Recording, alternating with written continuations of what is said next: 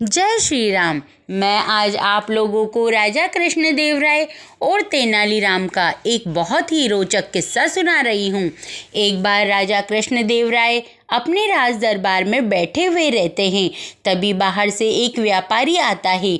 वह महाराज को प्रणाम करता है और कहता है, महाराज, मैंने आपके राज दरबार के मंत्रियों और आपके राज्य के बारे में बहुत कुछ सुन रखा है। मैं आज आप लोगों के लिए एक पहेली लेके आया हूँ। अगर आपके मंत्री इसको सुलझा देंगे तो मैं आपके साथ व्यापार करना चाहूँगा। वह अपने पास से 3 बिल्कुल एक जैसी आकार की, एक जैसे स्वरूप की 3 मूर्तियां निकालकर सामने मेज पर रख देता है और कहता है कि इन तीनों मूर्तियों में एक बहुत ही विशेष है।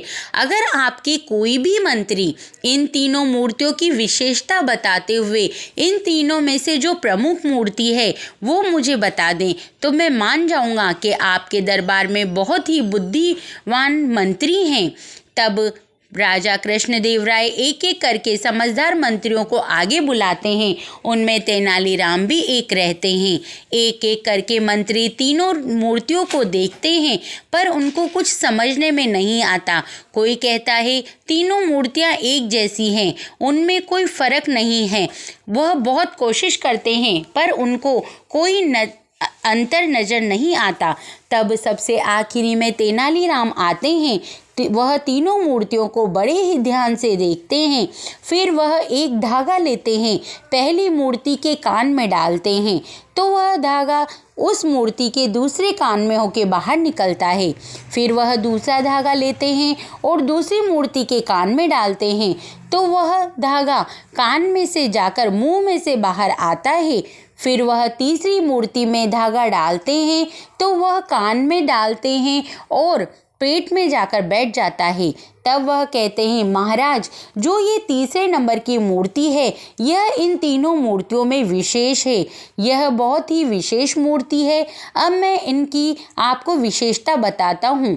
यह जो पहली मूर्ति है वो एक ऐसे राजा का स्वरूप है जो बात को इधर से सुनता है और उधर से निकाल देता है। उसके लिए वो बात विशेष नहीं रहती और वह उस बात पे ध्यान नहीं देता। दूसरी जो मूर्ति है उसने धागा कान में से डाला और मुंह में से बाहर निकाला। यह एक ऐसे राजा का प्रतिरूप है जो कान से सुनता तो है पर उसको दूसरे लोगों तक पहुंचा देता है, उसको अपने पास नहीं रख पाता, यानी कि उस बात को गुप्त नहीं रख सकता। तो यह एक अच्छे राजा की निशानी नहीं है। और जो तीसरी मूर्ति है वह जब कान में से हम धागा डालते हैं तो पेट में जाकर बैठ जाती है। वह एक ऐसे राजा का स्वरूप है जो सुनता तो सबकी है पर जो गुप्त बातें रखने योग्य होती हैं उनको अपने पेट में दबा लेता है। और ऐसा करने से राज्य का संचालन बहुत अच्छे से होता है। तो इन तीनों मूर्तियों में जो सबसे विशेष है वो तीसरे नंबर की मूर्ति है। यह सुनकर व्यापारी खड़ा होकर जोर जोर से ताली बजाने लग जाता है और वह राजा कृष्णदेव राय से कहता है कि मैं मान गया कि आपके दरबार में तेनालीराम जैसे मंत्री हैं। तो यह दरबार वास्तव में तारीफों के काबिल है और मैं आपके साथ अब व्यापार करने के लिए तैयार हूँ, महाराज। और ऐसा कहकर महाराज और तेनालीराम की जय जयकार करने लग जाता है।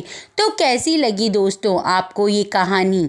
अगर आप लोगों को ये पसंद आई हो तो कमेंट्स करके ज़रूर बताएं। धन्यवाद।